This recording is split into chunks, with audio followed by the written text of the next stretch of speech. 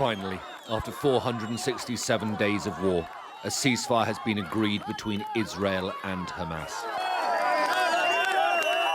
Within minutes of the news breaking, there were celebrations across Gaza.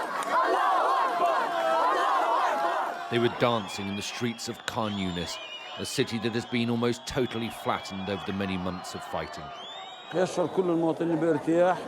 All citizens feel relieved and happy with the news of the ceasefire, and we hope to return to our homes, villages and cities as soon as possible. We have been waiting for this happiness for a year and a half. No one can feel the feeling that we are experiencing now, an indescribable feeling.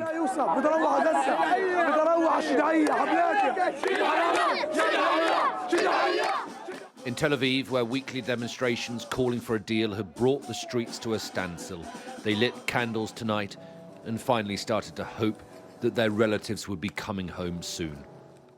And in Doha, where the negotiations have been taking place, the Qatari Prime Minister said that they will work to make sure that the deal sticks. We are committed.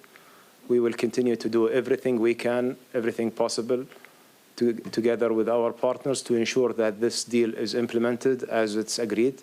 And this deal will bring us peace, hopefully, at the end of it.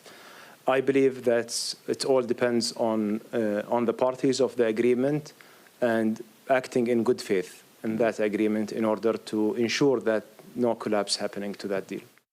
And in Washington, it was welcomed by the outgoing US President Joe Biden, whose officials have spent so many hours and days to reach this moment. There was no other way for this war to end than with a hostage deal.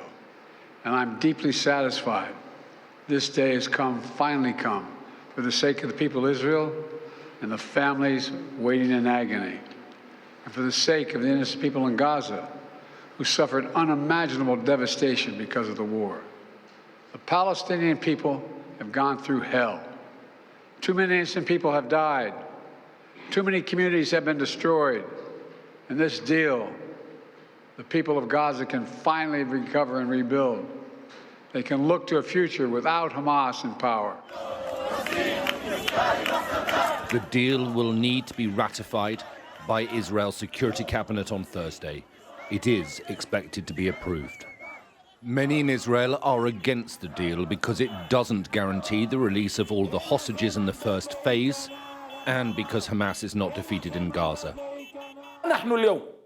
Today we affirm that the occupation has failed to defeat our people and our resistance.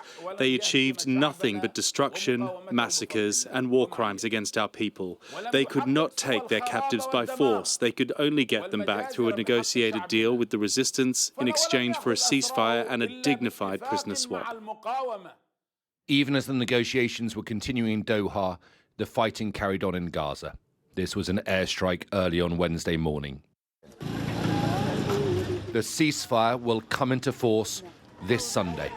The coming days will be a mix of anticipation and tension as both sides try to make final military gains whilst their citizens count down the hours to peace.